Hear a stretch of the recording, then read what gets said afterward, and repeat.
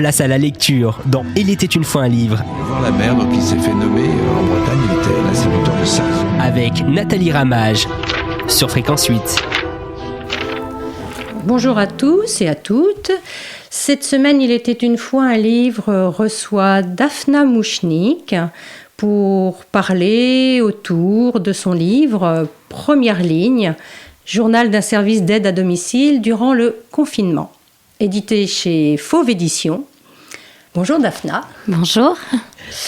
Donc, à la base de ce livre, vous êtes quand même directrice d'un service d'aide à domicile. C'est ce qui vous a amené à avoir envie sans doute de témoigner de ces métiers, qui s'appelle Logivité. Oui, c'est le nom de mon service. Voilà, est-ce que vous pouvez nous présenter un petit peu ce service ? Oui, alors Logivité est un service que j'ai créé en 2007. Moi, je suis travailleur social de formation et le projet, qui est toujours d'actualité, est d'accompagner des personnes âgées en perte d'autonomie ou des personnes en situation de handicap ou des personnes malades qui ont besoin d'aide et de soutien à domicile, quelle que soit leur situation financière, sociale. Essayer de les accompagner au mieux. Donc du coup, ça nous oblige à faire avec les moyens du bord, avec les politiques sociales françaises et départementales, parce que l'action sociale est portée par les départements. Donc où on vit, où on se trouve, on ne va pas être aidé de la même façon. Mais bon, en tout cas, de faire avec les moyens du bord pour aider au mieux ces gens à continuer à vivre chez eux le plus longtemps possible. C'est vrai qu'on sent bien que le système D est quelque chose auquel vous recourez assez souvent, par manque de moyens sans doute.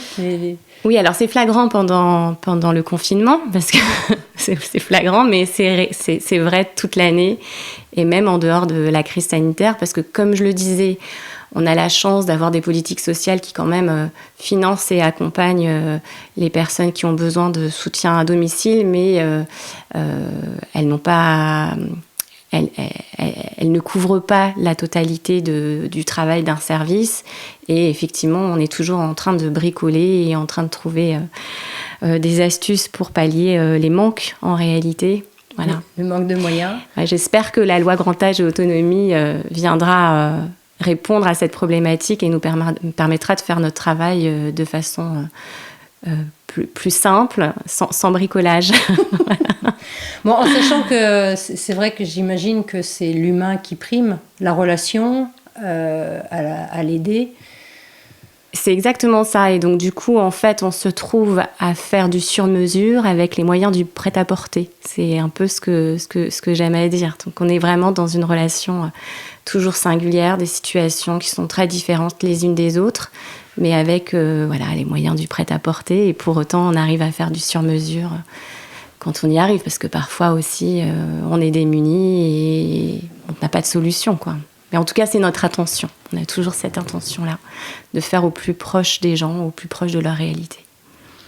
Alors, vous avez, avant ce livre qui s'appelle Première ligne, vous avez vous avez publié un autre livre qui s'appelle Derrière vos portes, et qui a été préfacé par un sociologue, Serge Guérin, et qui présente le service d'aide à domicile. Alors, sa comparaison j'ai trouvé assez flatteuse. Il dit que vous êtes pour le service d'aide à domicile ce que le docteur Rieux est à la peste de Camus, c'est-à-dire investi d'une mission. Est-ce que, et comme dit le docteur Rieux, c'est de ne pas s'y décider qui eût alors été incroyable. Est-ce que vous vous reconnaissez dans cette description investi d'une mission? Oui, alors je ne vais pas me comparer au personnage de Camus. Quand j'ai lu la préface de Serge, que je connais bien, j'en ai rougi tellement elle est élogieuse. C'est toujours très agréable de se voir ainsi dans les yeux de quelqu'un d'autre. Là où effectivement il a raison, c'est que oui, on fait les choses parce qu'elle s'impose. Je vais pas vous chanter la chanson, et que effectivement c'est parce qu'on a cette forme d'engagement très fort qui fait que, quelles que soient les difficultés, quel que soit parfois le découragement ou le manque de moyens, ou voilà, on a cette volonté de ne pas laisser tomber les gens, de ne pas laisser tomber l'équipe. Il se passe aussi beaucoup de choses.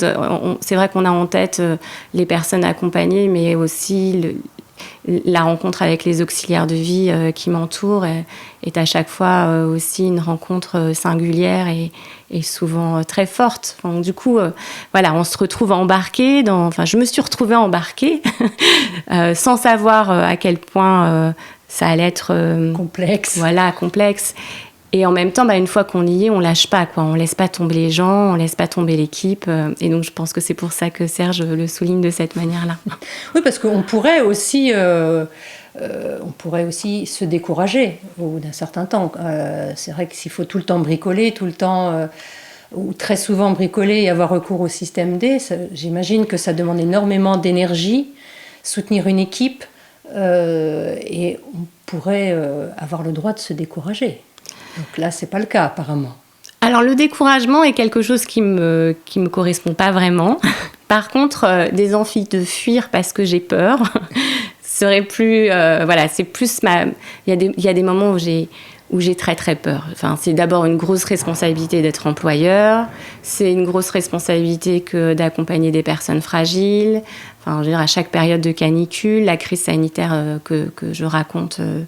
dans le livre que je viens présenter aujourd'hui, c'est des sources d'angoisse et de peur permanentes. Et c'est plus ça que je trouve difficile dans mon travail que d'avoir à bricoler avec les moyens du bord. Oui. La peur de ne pas être à la hauteur et de ne pas pouvoir répondre à toutes les demandes. Non, mais la peur de mal faire et qu'il y ait quelqu'un qui meurt, en fait. On est vraiment... c'est aussi notre réalité que d'arriver au domicile de quelqu'un, de le trouver décédé... dans son lit ou par terre. Donc du coup, cette peur m'accompagne beaucoup et je ne veux pas me dire que c'est parce que nous sommes passés à côté de quelque chose, quoi. Et pourtant, on ne peut pas passer... on ne peut pas éviter tout parce qu'en réalité, on est très peu présent au domicile des gens. Quelqu'un de particulièrement fragile va avoir, quand je vous dis bricoler, va avoir 1 heure ou 2 heures de présence d'aide à domicile auprès de lui, quand il lui offrait 5, 6, 7, quand il ne faudrait pas qu'il soit seul. Donc... c'est cette peur-là, en fait, qui est la plus difficile à surmonter. C'est vrai que si je devais choisir mon métier aujourd'hui, j'aspirerais à plus de légèreté et moins d'implication définitive. Et à la fois de la légèreté, vous en avez mis dans votre livre. C'est un livre, bien évidemment, qui traite d'un sujet dont on parle assez peu quand même. Les auxiliaires de vie ne sont pas très, très souvent mis à l'honneur. Donc, votre livre a au moins ce mérite de sortir de l'ombre un petit peu ces métiers d'accompagnant. Et vous avez réussi à ne pas mettre dans votre livre toutes ces peurs, justement, que vous décrivez, quoi.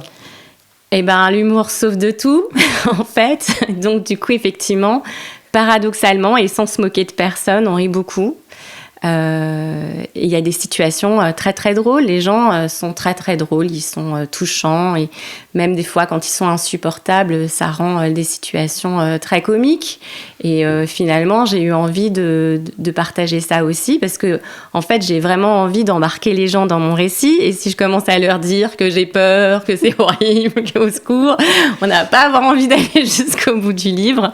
Donc l'idée c'est vraiment de partager ce qu'il y a de plus beau dans nos métiers. Effectivement, ce qu'il y a de plus beau, c'est quand même toute cette équipe et son engagement. Donc, la volonté, à chaque fois, pour les 2 livres, c'était de mettre un gros coup de projecteur sur ces anonymes, ces héroïnes du quotidien. Il y a quelques hommes, mais je vais continuer à parler des femmes, parce que c'est essentiellement un métier de femme. Même s'il y a de plus en plus d'hommes. Même si, oui. Ces dernières années, j'ai commencé à recruter une petite équipe d'hommes qui est tout aussi épatante, mais bien moins nombreuse. Donc du coup, je vais continuer à parler de ces métiers au féminin parce que voilà, maintenant le masculin ne l'emportant plus sur le féminin et c'est tant mieux. On va continuer à dire elles.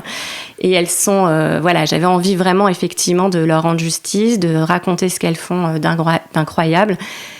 Comment elles le font encore aujourd'hui avec abnégation, et j'en suis bien désolée que ce soit avec abnégation. Elles ne devraient pas avoir à faire leur métier avec abnégation, elles devraient le faire dans des conditions normales, justes, de rémunération, de qualité de vie au travail. Enfin voilà, et c'est pas encore, on est loin de cette réalité. Je suis contente parce que notre président de la République, il y a quelques jours, a enfin mis lui aussi, et de façon beaucoup plus efficace que moi, un bon coup de projecteur sur les auxiliaires qui, elles et leurs services, étaient les grands oubliés de la première ligne de la crise sanitaire. Et donc dans ce livre, ce que j'essaye de raconter, et encore davantage, je pense, dans le premier, c'est le lien, parce qu'en fait, c'est ça qui rend ce métier, et d'ailleurs, je pense, la plupart des métiers intéressants, c'est la rencontre, c'est l'attachement, c'est comment on accompagne quelqu'un, comment on l'apprivoise, comment il devient unique pour nous, alors même qu'on s'occupe de plein de personnes âgées dans la même situation, comment chaque personne devient singulière parce qu'il y a un attachement. Voilà, c'est pas un numéro, quoi. Non. C'est pas un numéro de dossier. Non, on s'occupe pas de dossiers, nous, on s'occupe de gens, et il faut le rappeler parce que c'est ça qui donne envie de faire ces métiers-là. C'est vrai que, en plus, la façon dont on parle de nos métiers, c'est souvent dans des termes pas très élogieux. D'abord, les gens confondent le rôle d'auxiliaire de vie et celui de femme de ménage. C'est encore pas très clair dans la tête des gens. Et puis, quand c'est clair, on comprend qu'il y a beaucoup de déplacements, que c'est mal rémunéré, que voilà. Donc, du coup, moi, j'avais envie de prendre le contre-pied de ça et de vous raconter tout ce qu'il y avait de fabuleux dans ces métiers et ce qui faisait que malgré tout, on avait envie de les faire. Et que c'est pour ça que vous trouvez encore, heureusement, des personnes qui se lancent dans cette périlleuse aventure. Oui. Elles sont très difficiles à trouver. Hein. C'est un peu comme des pépites. Hein. Quand on les trouve, après, il ne faut plus les lâcher. Voilà. Alors, donc, pour aujourd'hui, on va en rester là. Je vais juste... alors, habituellement, le format de l'émission veut que... suite à notre interview, on laisse place à un petit peu de lecture en musique. Donc on va continuer de le faire, mais cette semaine, on a la chance d'avoir votre fille avec nous, et je vais avoir le plaisir de lire après elle, qui va introduire un petit peu les passages que je vais lire de sa jolie voix. Donc, je préviens les auditeurs qu'après l'interview, vous aurez le droit en prime cette semaine à un petit passage chanté a cappella juste avant la lecture.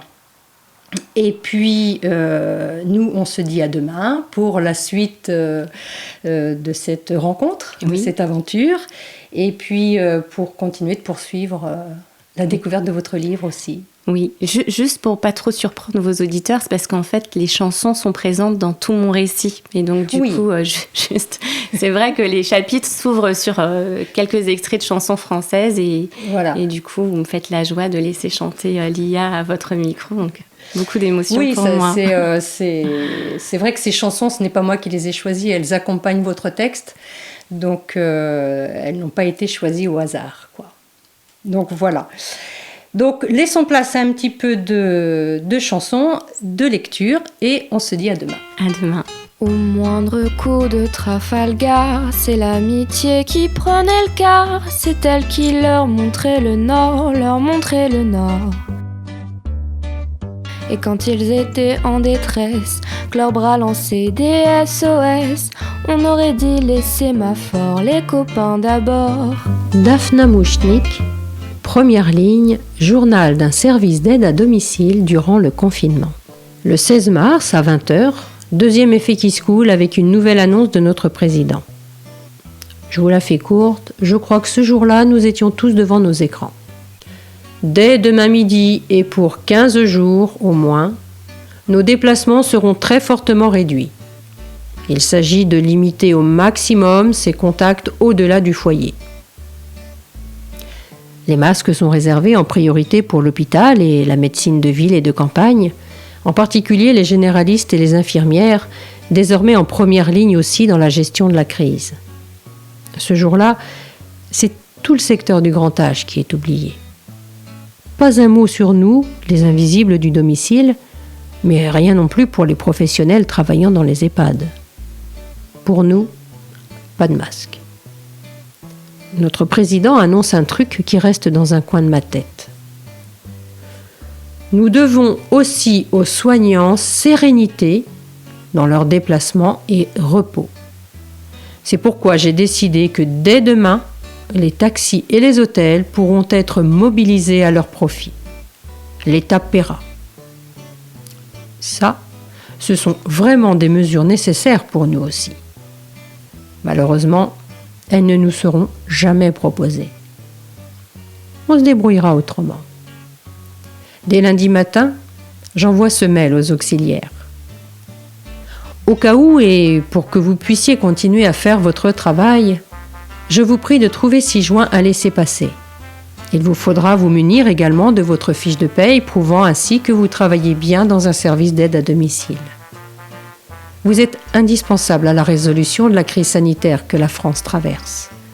C'est pourquoi, comme les infirmières ou les médecins, les auxiliaires de vie ont des places à l'école pour leurs enfants et auront le droit de circuler dans les rues même en période de restriction.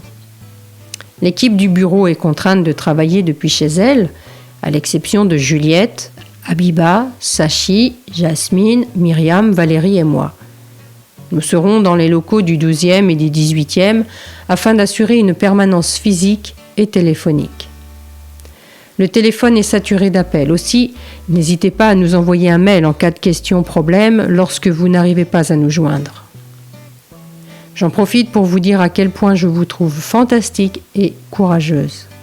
Ensemble, nous déployons force et énergie pour assurer aide et assistance auprès de la population la plus fragile. Courage. Dans quelques semaines, nous pourrons être très fiers de ce que nous aurons accompli. Bien à vous, Daphna. Je signe des laissez-passer afin de permettre à des personnes de circuler sur le territoire parisien. Un truc de dingue. Au passage, je scotche mes 2 ados. Leur mère bosse en quelque sorte pour le ministère de l'Intérieur sur ce coup-là. Ça claque plus à leurs yeux que ce que je fais le reste de l'année. Ce lundi matin-là, sur une équipe de 18 personnes présentes habituellement dans nos locaux, nous sommes 7 répartis sur 2 agences. Heureusement, nous avions déjà l'habitude du télétravail. Ça, je le dois à l'homme qui partage ma vie. Il se trouve qu'en plus d'être le père de mes enfants, il est aussi mon prestataire informatique. Ça aide bien en pareil moment.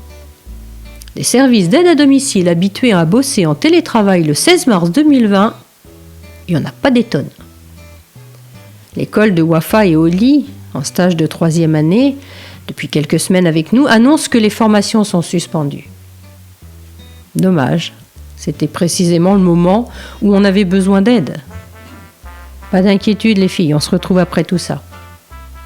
2 de perdues, 1 de retrouvée.